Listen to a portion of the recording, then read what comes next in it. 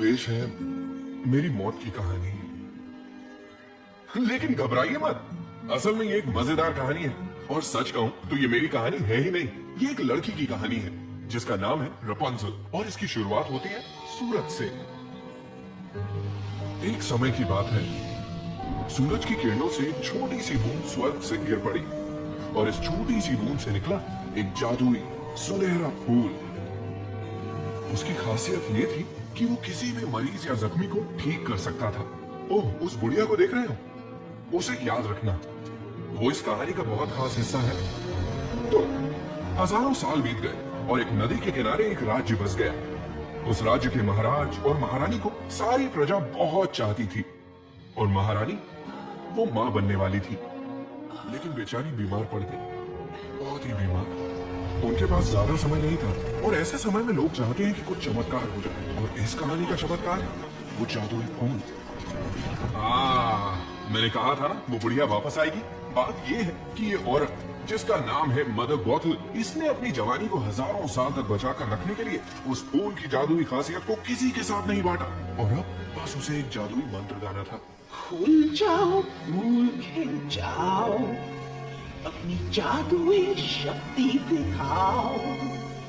बीत गए जो पल उन्हें वापस ले आओ, वापस ले आओ। समझ गए ना? फूल को मंत्र सुनाती और जवान हो जाती। डर लगा?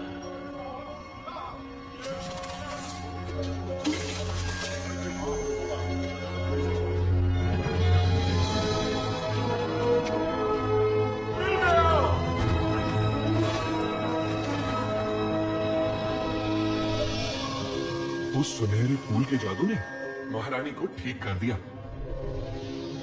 और जन्मी एक सुंदर सी बेटी, एक राजकुमारी जिसके रेशमी सुनहरे बाल थे।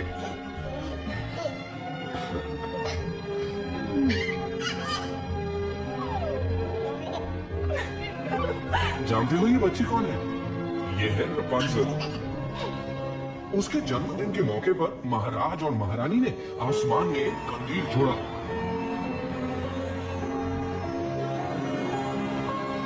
और उस पल तक सब कुछ एकदम सही था,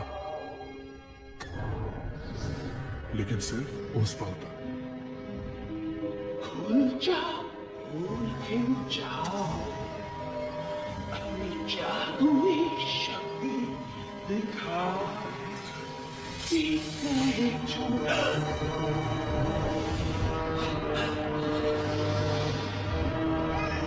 गॉथल बहन में घुस आई, बच्चे को चुराकर निकल पड़ी और गायब।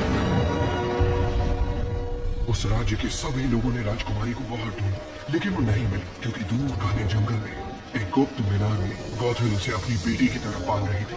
गया लौटा दो सब कुछ जो था मेरा, जो था मेरा।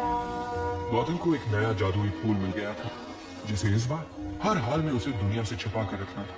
मैं बाहर क्यों नहीं जा सकती? बाहर की दुनिया बहुत ही खतरनाक है, जहाँ लोग सिर्फ अपने ही बारे में सोचते हैं। तुम यहीं रहोगी, जहाँ तुम्हें कोई खतरा नहीं। सच्ची मेरी नन्ही कली? हाँ माँ। लेकिन उस मीनार की दीवारें सब कुछ नहीं छिपा सकती थी।